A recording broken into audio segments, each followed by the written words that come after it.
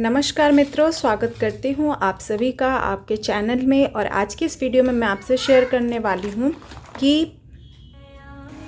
आज की इस वीडियो में मैं आप सभी से शेयर कर रही हूँ कि माता को अष्टमी के दिन आपको कौन कौन से श्रृंगार के सामान अर्पित करने चाहिए और फिर उनका क्या करना चाहिए। मतलब आपको ब्राह्मण को दान देना चाहिए या फिर खुद यूज करना चाहिए। तो सबसे पहले मैं बता दूं कि नवरात्रि के आखिरी दिन पर यानी अष्टमी पर जब जो श्रृंगार का सामान चढ़ाया जाता है वो आप यूज कर सकते हैं या अपनी बहन को, अपनी ननद को, अपने परिवारजनों में बांट भी सकते हैं। और अगर आप जो है पहले दिन जो माता को श्रृंगार चढ़ाया जाता है उसको ज़रूरी है कि ब्राह्मण को दान करना चाहिए। तो मैं दिखा देती हूँ कि मैं सबसे पहले क्या क्या चढ़ा रही हूँ। तो ये देखिए, ये है साड़ी।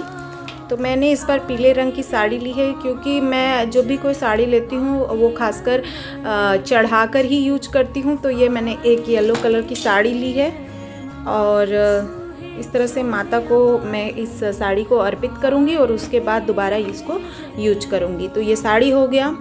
अब हम देख लेते हैं श्रृंगार के सामान में क्या क्या है। तो श्रृंगार में सबसे पहले ये देखिए हमारे पास है इस तरह से एक कंघी लिया है मैंने रेड कलर का, आप चाहे जो भी कलर ले सकते हैं। और ये एक शीशा है, तो शीशे का भी आप छोटा बड़ा देख लीजिएगा साइज। तो ये मैंने एक लिया है शीशा और ये एक कंघी। ये आप अपनी बहन को भी दे सकती हैं अगर आपकी बहन सुहागन है माता के आशीर्वाद के रूप में, या फिर आसपास जो जेठानी देवरानी है उनको भी दे सकते हैं। ये देखिए बिंदी ली है मैंने। तो माता को श्रृंगार में बिंदी भी चढ़ाते हैं अष्टमी के दिन। इसमें से खोल के एक ठो हम माता को चढ़ा देंगे, लगा देंगे।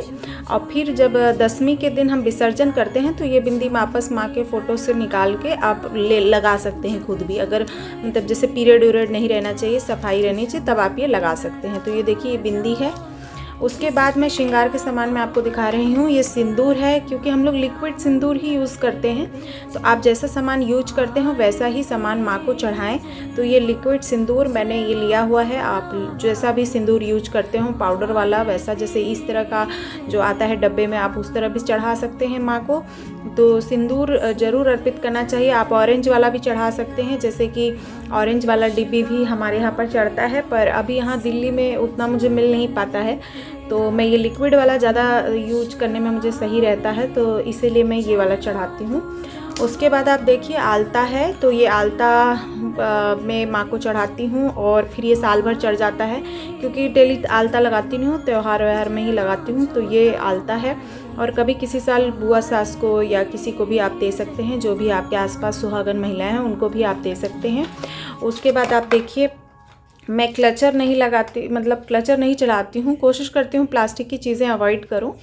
तो इसलिए मैं ये रबड़ बैंड चढ़ाती हूँ माँ को। देखिए लाल कलर का मैंने लिया है क्योंकि मेरी दादी ना लाल फीता चढ़वाती थी माँ को जब तीज वीज का व्रत करती थी, तो इसलिए मैंने लाल कलर का लिया है और एक बंडल ले लिया था, थोड़ा थोड़ा करके सब व्रत में चढ़ा देती हूँ।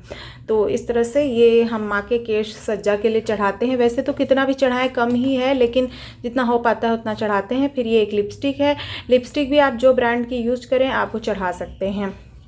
इसके बाद मैं आपको दिखाना चाहूँगी, ये है बिछुआ। इसको हमारे यहाँ उत्तर भारत में इसको सुहाग का प्रतीक बोला जाता है, चुटकी भी बोलते हैं कई लोग। तो ये मैंने सुंदर से बिछिया ली है माँ को चढ़ाने के लिए। तो आप इस बिछिया को भी आप माँ को चढ़ा के फिर आप अपने भी रख सकते हैं या किसी को, अपनी बहन को या अपनी ननद को, अपनी जेठानी को, जैसे कुछ त्यौहार पड़ता है तो उसमें, या सास को दे सकते हैं। कोई भी मतलब यूज कर सकता है माँ के प्रसाद के रूप में। आप ब्राह्मण को भी दान कर सकते हैं, ऐसा कोई ज़रूरी नहीं कि आप ही यूज करें। फिर देखिए ये नेल पेंट है। नेल पेंट आजकल फैशन में हो गया है, पहले दादी लोग तो नहीं चढ़ाती थी, लेकिन अब हम लोग यूज करते हैं तो हम लोग चढ़ाते भी यही हैं। तो लाल कलर का नेल पेंट ये ज़्यादातर पूजा में यूज़ होता है, तो मैं इसको अक्सर चढ़ाती ही हूँ। उसके बाद देखिए मेहंदी है। तो मेहंदी भी ज़रूरी होता है चढ़ाना नवरात्रि में माँ को। और जितना भी हम श्रृंगार अर्पित करते हैं वो कम ही होता है। माँ का श्रृंगार तो बहुत सुंदर होता है, कभी आप वैष्णो देवी धाम में या और जगहों पर देखें तो, लेकिन अब जितना सामर्थ्य है उसके हिसाब से हम इतना समर्पित करते हैं। उसके बाद ये देखिए ये मेरे पास बॉडी लोशन है क्योंकि ठंडी आ गई है तो बॉडी लोशन और तेल वगैरह हम मंगाते हैं, तो जो भी फेस पाउडर वगैरह जो भी रहता है थोड़ा बहुत सामान इकट्ठा करके रखते हैं और वही देवी माँ को चढ़ाते हैं। और ये जो है मैंने पैरासूट का लिया है। आपको जो भी क्रीम पाउडर वगैरह यूज करते हैं वो आप माँ को चढ़ा सकते हैं, उसमें कोई समस्या नहीं है, और चढ़ाने के बाद आप यूज कर सकते हैं।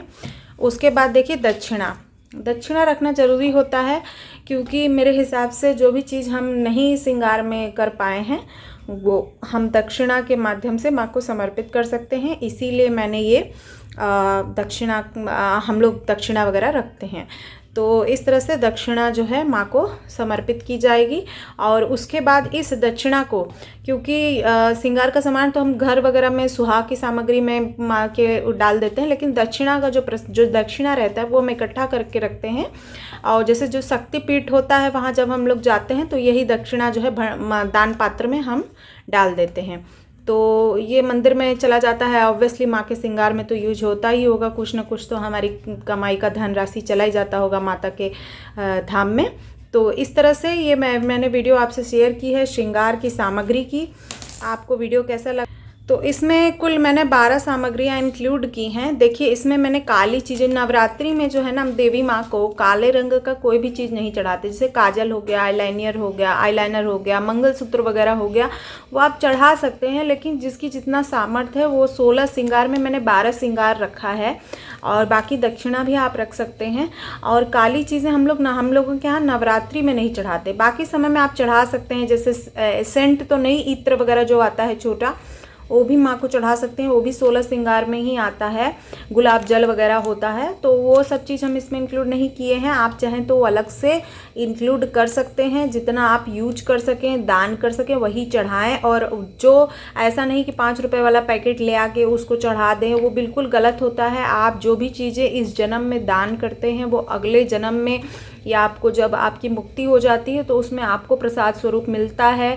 तो इसीलिए भाव से माँ को आप अपने से अच्छा जितना हो सके उतना ही माँ को चढ़ाइए। और आई थिंक ये वीडियो आपके लिए यूज़फुल ज़रूर रहा होगा। वीडियो यूज़फुल रहा हो तो लाइक शेयर ज़रूर कीजिएगा, चैनल पे पहली बार हैं तो सब्सक्राइब ज़रूर कीजिएगा। मिलते हैं नेक्स्ट वीडियो में।